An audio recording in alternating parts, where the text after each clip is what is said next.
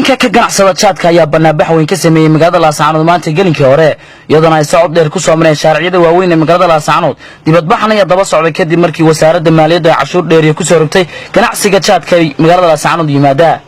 qaar kamid ah haweenka ka ganacsada magaalada Laascaanood ayaa cabashooyin xoogan ka soo saaray waxayna ku baaqeen cashuurta saa'idka laga soo saaray ganacsigooda ay laga joojiyo samarkaana dib loo eego maadaama ay qaadi karaan cashuurahaasi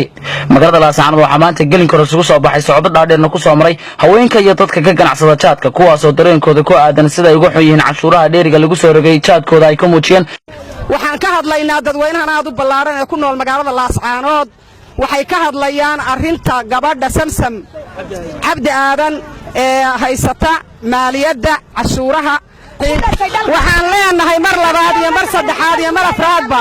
oo aan ku nuuxnuuxsanaynaa aan ku noqonaynaa annagu waxaanu nahay dhulbahante idina naba gubaysan daaradna laba gubaysan ilaa daraawiish ilaa Sayid Cabdulla Xasan ilaa Wiilwaal taariikh soo jireena weeye waxaan u sheegayaa waxa maalin walba soo dhawaada waxa ay ku joogsado qof Soomaaliland kamida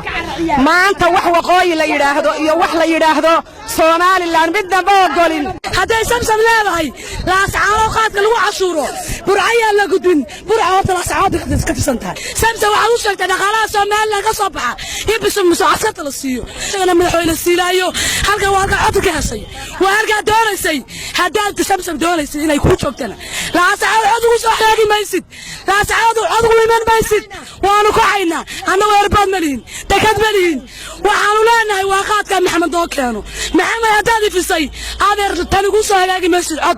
سبت الحركة كويسة ستة تجا حتى نقول لنا عشورته أنك هلا يا عشورته قاد كان محمد شبوتا وصعنا يا ونصعن دونا قاد كأنه أفدين لنا ولا تتبيا وأنا الذي قبضنا عشورها ودر صدي ويري محمد شبوتا وشاتكيس صوبا بي وشاتك محام كل هذا إن أفدين لحصل إن شاء الله لعكتي سنقاتك وكليا معها بدأ يبرق بوصعته وحكا مغلنا مجران سيداكو قرعضو قبضنا عشورته قبضنا عشورته دولكي تالا ساعدا انت لغا بلابو دولكي تالا لا سعانا ونقا كوسيرة ونقا كمدحوينا ونقا كاسكرة ونقا كعيدنا سومالي لنا ما ونقان dalka iyo diinta iyo dalka bay isaga iskale dhirbaaxana haday ka noqon wasiirada Samsam dhirbaaxa xanuun kulul baa ku dhacaysa ha ka noqoto oo mar labaad ka noqoto oo mar saddexaad ka noqoto oo ayna xaaj maxamed saafar gelin oo qabyaalada naga dayso oo waxaan afkeeda ka tiri ha ka noqoto qaarka khatar la ma iskale ka noqoto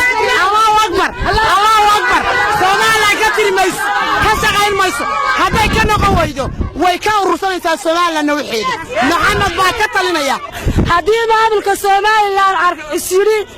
dhulbaanta uu jawaa habqalkii sida ku yimiyo mas'uuliyadii sida ku yimiyo bureauqratii sida ku yimiyo waxgaradkii sida ku yimi wax ka jira ma jiraan waxa weeyaan deegaanka iyo dalka iyo calanka iyo ciidu intuba waa khaatumo garoonka khaatumaale maxamed cabdi caraale waa ina yar oo da'yar oo ilmo yar oo magaalada u dhashay isaga ka shaqaysanaya wasiirka Samsam haddii uu ina iftilo hoos ugu sheegay korbaan anagu ugu sheegnaa waxa hoos ugu sheegay gabadha iska masax amniga Soomaaliland amniga sugato annaga ninkii dhaafkooda gaaridu dhibaysa waxba annaga nooma waxa weeye maxamed Shabutaawi tan isaga u dhashay isagana ku ganacsanaya isagana xaq u leh cidna u daba fadhiisan maayo haddii ay taasi ay suurtoobi weydo isaga ka tagaya kuna fudud dibna ugu soo noqon maayo waxaa xusid mudan in saraakiil ka socotay wasaaradda maaliyadda isdheen soo gaadhay maanta gelinkii hore magaalada Laascaanood hayeeshee dablay hubaysan oo jaad wadayaal ayaa jidgooyo u samaystay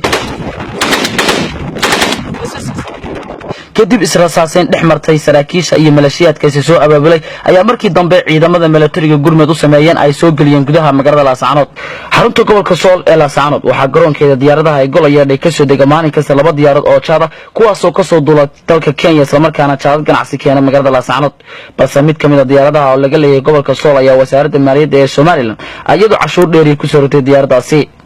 Maxamed Ahmed Jaamac Maxmed Bidaanshe حقيقة بيها عالمي جاي كالسن تي في ما قدر لا سعنود